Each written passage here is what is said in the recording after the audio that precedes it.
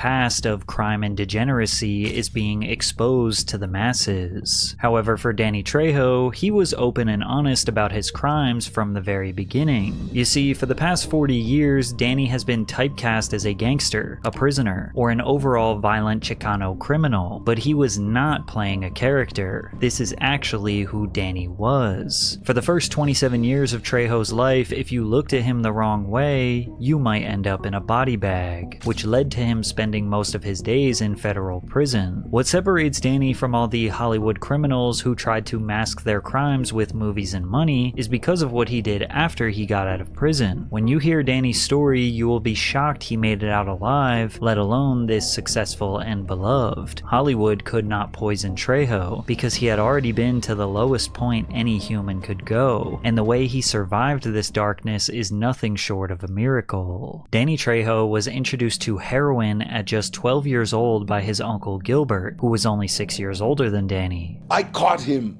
shooting heroin. I threatened to tell on him if he didn't give me some. My grandfather was a tyrant, and I remember one time I was just around about 12, and me and my uncle were standing there, and my grandfather was screaming at us, and I'm like, because I know he's gonna hit me, and I'm almost ready to crap my pants, I'm like squeezing so I won't, because I know he's gonna hit me.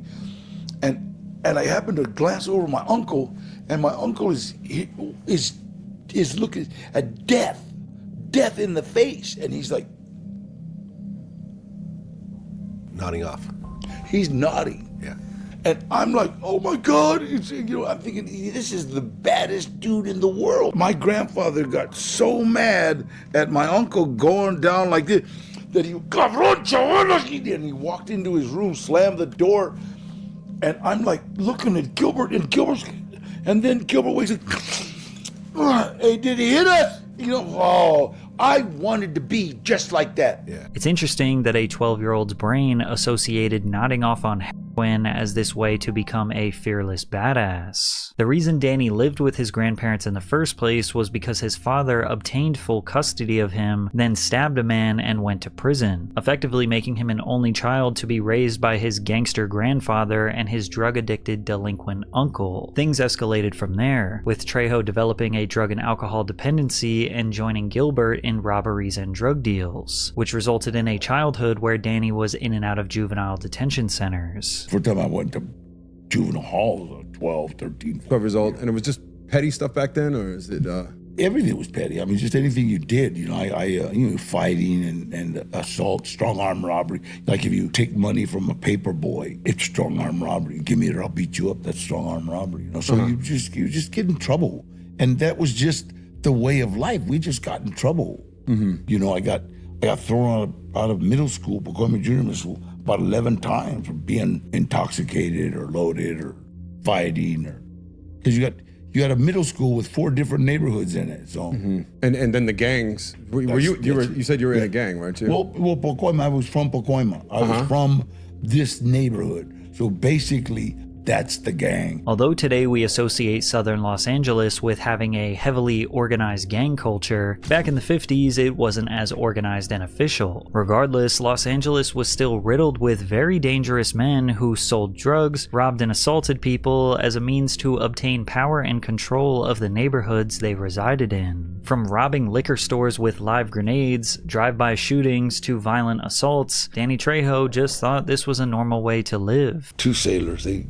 got shitty with the girl I was with. And so I started fighting, and a fight to me is to win. So I grabbed a bottle and I stabbed them. They were hurt, and I left. And then the cops came, picked me up, and I remember I had on a yellow shirt and a pair of khaki pants, and I put them down and went to bed. They were like just covered in blood, So I remember the cops said, "Wear that," put me back in the, I went to get some different clothes, and then we went back to jail. Danny would be arrested and incarcerated multiple times throughout his youth, and in that time he developed a reputation as someone you did not want to mess with. So I started building a reputation of being somebody you don't mess with way back in juvenile hall, and people talk juvenile hall, camp, youth authority, prison. your reputation follows you, and it's good to have a bad reputation. The holiday season is here, and you're probably looking for that perfect way. Fume continuously invests in pack. It's the perfect addition to make your gift even CC to get a free Fume topper when you order a Journey pack. It's the perfect addition to make your gift even more special. Again, try Fume.com. Yo, since you put me in the category of podcast, can't you put me back into another one?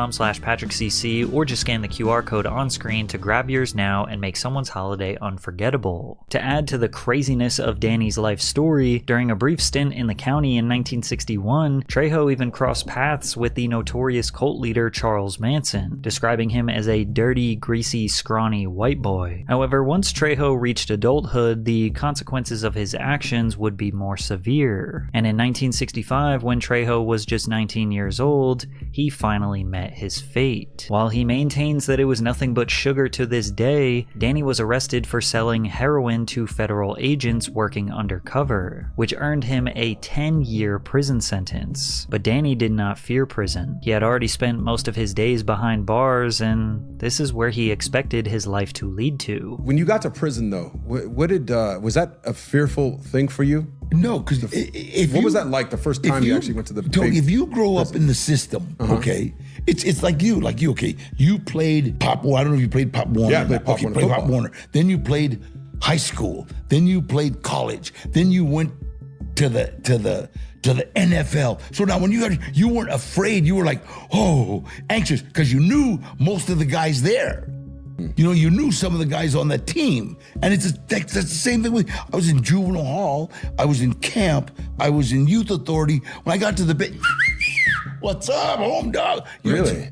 So it's the same kind of, just kind of a alternate universe. As a fresh face, Trejo used his boxing training from his childhood to his advantage. His teenage scraps were now saving his life, as his prowess in San Quentin was on full display for any challenger in the yard to test. Being a good boxer got me through the penitentiary. I was the lightweight and welterweight champion at every penitentiary I was in. Now, being a boxing champion in prison sounds like some sort of made-up movie plot, but once upon a time in America, prisons actually put somewhat of an effort to reform inmates, which included money and resources for them to participate in organized sports. We used to have like fights with the Army and the Navy would come in sometimes. They would be exhibitions, you know, but the only problem is that damn Mexicans don't understand the exhibition.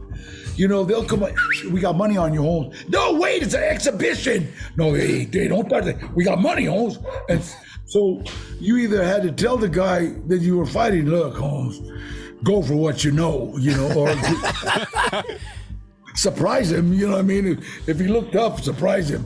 And but we had some great fights. We had some great fights up there. They took all the athletics out of prison. You know, they don't have no more. Now it's just a warehouse for insanity, you know. Trejo managed to figure out and survive in the complicated politics of prison life because he knew any day in there could be his last. If people know you really believe that the bottom line to an argument is a murder, well, then they don't want to argue with you. And if you believe that in your heart, then it's like you don't argue. It's like you teachers, there is no such thing as I'm getting mad now. There is happy, sad, and rage. That's it. And you can go from happy to rage or sad to rage because there's no, I'm going to get mad. Because if I'm going to get mad at you, that probably means you're going to sneak up behind me and stab me in the back. So let's get this over with right away. You got to understand, prison is the most right now place there is. There's no future, there's no past. It's like right now. You can die because somebody you didn't know didn't get a letter or got a letter. He can just be running down the tier, see you and stab you. It's like that quick. Unfortunately, he realized that life behind bars was turning him into a monster. He did not even recognize himself. If you're going to be a predator, then you become somewhat of a sociopath, somewhat of an unfeeling, screw them.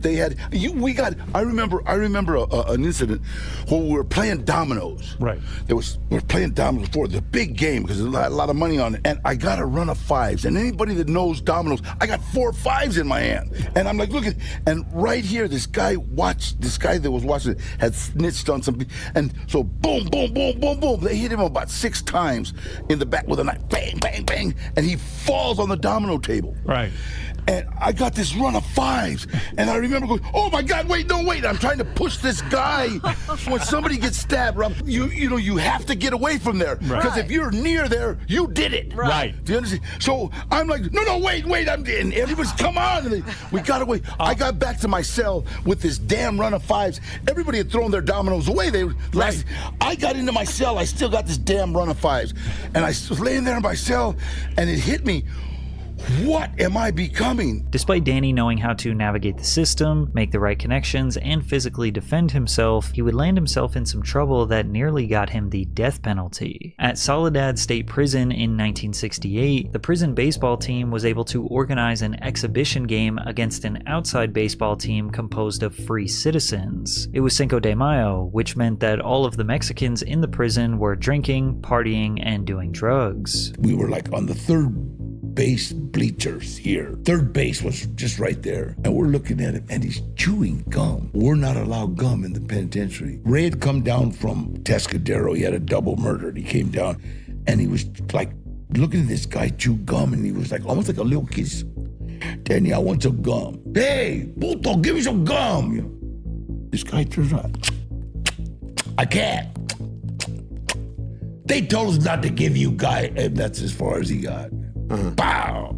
Ray socked it. When something happens in the pen, it just blows up. After his fellow inmate punched the third baseman, all hell broke loose. Hundreds of inmates everywhere began fighting, which looked like a riot, and during the chaos it was alleged that Danny Trejo hit a guard with a rock, an offense that got him sent to solitary confinement, aka the hole. The environment of solitary confinement is hauntingly oppressive, a space designed to strip away every sense of normalcy and human connection. I didn't know that Danny Trejo was actually like, a big time criminal like that.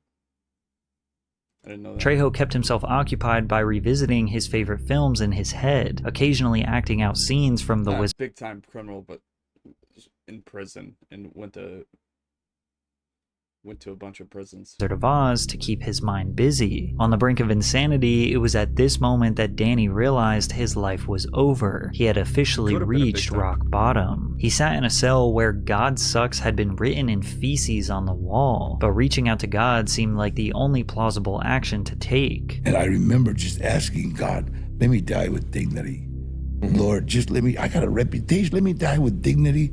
I will say your name every day, and I will do whatever I can for my fellow man. That was my spot. And his prayers were answered in a much better way than he anticipated. None of the 3,000 inmates came forward to corroborate the claim made against him that he threw a rock at the guard's head during a riot. Thus, all charges against him were dropped. Trejo was released for parole in August of 1969. The 25-year-old had no plan and no real prospects for the future, but he was determined to leave 10 years of crime behind him and prove he was worthy of a second chance. He returned to Pacoma, where his uncle Gilbert tried to lure him back into the game as a drug dealer. Trejo refused. He was focused on trying to become a better person and assimilate back into society. He began working odd jobs in junkyards and even started a gardening business. However, he was able to develop a stable income becoming a drug counselor for recovering addicts at Western Pacific MedCorp, a place where he still works to this day. His life was not sexy, it was not exciting, but it was humble, safe, and much better than being behind bars. For 16 years straight after being released from prison, Trejo stayed committed to his promise. He remained sober and dedicated his life to helping others, and it was actually because of one of his noble deeds that he accidentally got a Hollywood career in exchange. Danny mentored a young actor that he met at a Cocaine Anonymous meeting, which, if you don't know, are meetings that recovering addicts attend to surround themselves with others who can relate to and provide comfort with their struggles. Well, one day in 1984, this young actor who was being mentored by Trejo called him and asked him to come to the movie set because a lot of people were doing cocaine and he was struggling with temptation. Danny went down to watch over the young man and make sure he didn't relapse. Little did Danny know he was about to get himself his first acting gig at the age of 41. I walked on this set and this guy said, hey, you want to be in this movie? I said, what do I got to do? He says, do you want to be an extra? I said, extra what? He says, can you act like a convict? So I'll give it a shot. You know, it's kind of funny. It's almost like, you know, this is your life. And I took off my shirt. I got that big tattoo on my chest. I'll never forget. That guy goes like this. He goes, wait a minute. He goes, I'm thinking, what kind of stupid gang sign is that? You know, I mean, I'm thinking, I give him a P, fuck you, I'm fucking going. You know? The film was called Runaway Train, an action thriller centered around two escaped convicts. On the set, there was a man named Eddie Bunker that recognized Danny from his boxing days at San Quentin. Eddie asked Danny if he could train the star of the movie, Eric Roberts, how to box for the film, and offered him more money in one day training this guy than Danny would typically make in a week. After seeing how well Danny trained Eric, and since Danny looked exactly like an actual criminal, the director realized it made more sense for him to be Eric's opponent in the film. Runaway Train opened the door for Danny to get more acting roles. I played like inmate number 1, or bad guy number 1, or killer number 1, or tattooed guy number. You know, I always had these, but the director would see me, and I was SAG, so he would say a line. You know, so that's where I got my training. Really, the first 5 years of my career, I'd say like, all right, kill that son of a bitch. And that's, wow, that was perfect. You know, he loved the way I said it. I said, I've said it before. Ironically, Trejo was getting paid to pretend to be the person he had been for years, which is what made his roles in films like Heat, Con Air, and Blood In, Blood Out so believable. You have to keep in mind that Trejo was not enamored by the glitz and glam of Hollywood. Sure, he liked acting, but by no means was he like the theater kids who grew up since 12 years old dreaming to one day be on a movie set. He looked at this like an easy job that paid better than anything he could land with his criminal background. It was the other people around him, directors and producers, that saw much more potential than him just being tough prisoner number 1. The first movie where he actually had a name was Death Wish 4, as Art Sanella. On this set, he made friends with Charles Bronson, who invited him to do another movie called Forbidden Subjects. Making friends and getting referrals was the way Trejo got more work. He basically said yes to every job, leading him to a different movie set every other month. Everything good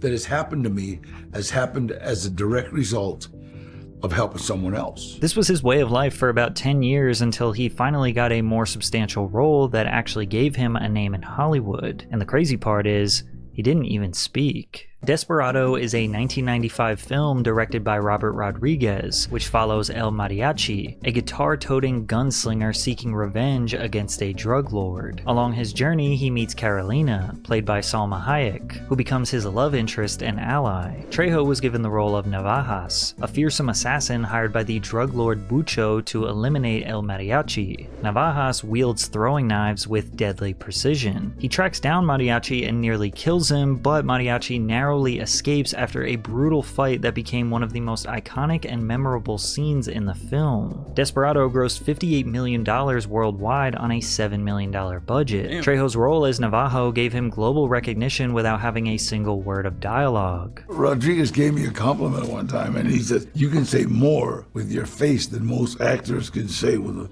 page of dialogue. That's a hell of a compliment, you know, and it's funny, but that takes practice, because like in San Quentin, sometimes I think you got to be able to say, hey, I'll kill you without saying a word. Also on the set of Desperado was when Danny met Salma Hayek, the woman who had a near one-to-one resemblance of the woman he had tattooed on his chest. When I saw him for the first time, he saw me and he ran towards me and ripped his shirt off.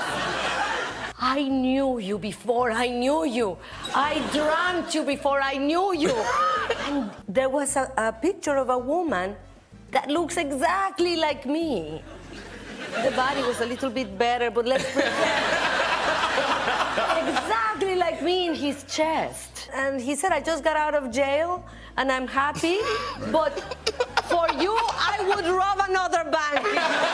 The tattoo on Danny's chest has become an iconic piece of his image. The artist, named Harry, was an inmate Danny met at San Quentin, who asked Danny if he could do his Salma Hayek, great actor. Great. Very first tattoo on him with a guitar string. And I was doing forever, so Harry said, hey, let me do this tattoo, Danny. So we did the outline, right? And then when he does the outline, I get caught up in some shit in prison in Quentin, and they send me to Folsom. So he says, don't let anybody touch it. I'll be in Folsom. I'll be in Folsom. I said, okay, so I got to Folsom. I was there, and then about 6 months later, he showed up. How did he get into Folsom? He just got kicked out of San Quentin. You know what I mean? So, how do you get kicked out of San Quentin and prison? it's funny when he got to Folsom. Hey, it's Trejo here. It's Trejo here. so he did the rest of it, some of it in Folsom, and then there's a big riot in a race riot in Folsom, and they sent me to Soledad.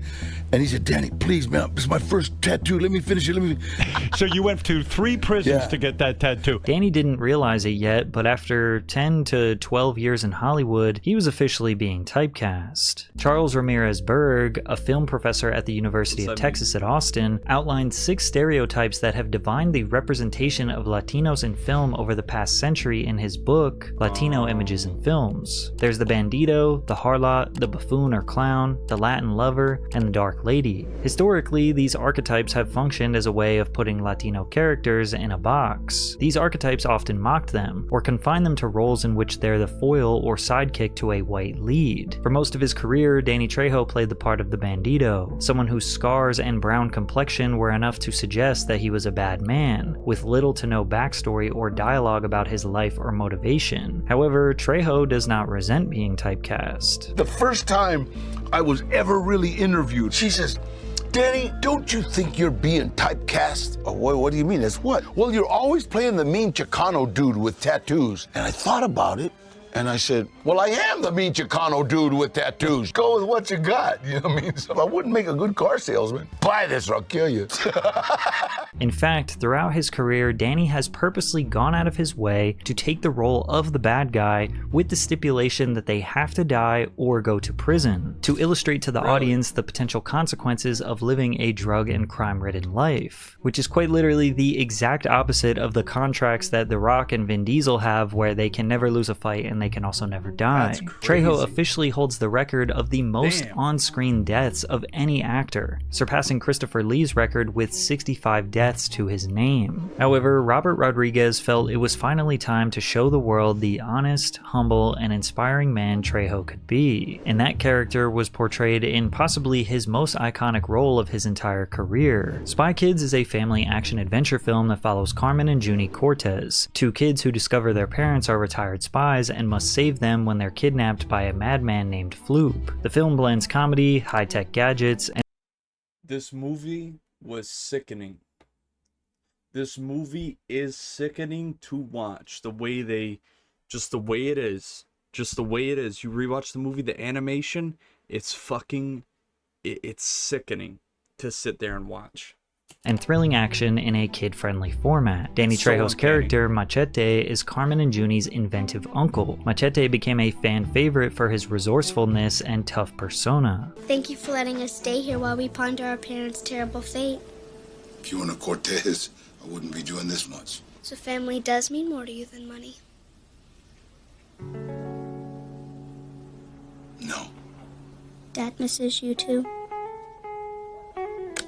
Financially, Spy Kids was a major success, grossing over $147 million on a $35 million budget, leading to a very successful franchise with several sequels. Culturally, it was praised for representing a Latino family in a positive, empowering way. Kids all around the world were now fans of Trejo, and as you know, once you sort of become like a childhood hero, or at least a part of somebody's childhood, you basically have fans for life. There were an overwhelming amount of youngsters going up to Trejo in public, calling him Uncle Machete and asking for autographs. And it was because of his role as Uncle Machete which led to Trejo getting his biggest leading man role of his entire career. In 2007, Robert Rodriguez and Quentin Tarantino's double feature Grindhouse featured a fake trailer for a film called Machete. Rodriguez created the over-the-top gritty trailer as a tongue-in-cheek homage to 1970s exploitation films, featuring Trejo as Machete, a badass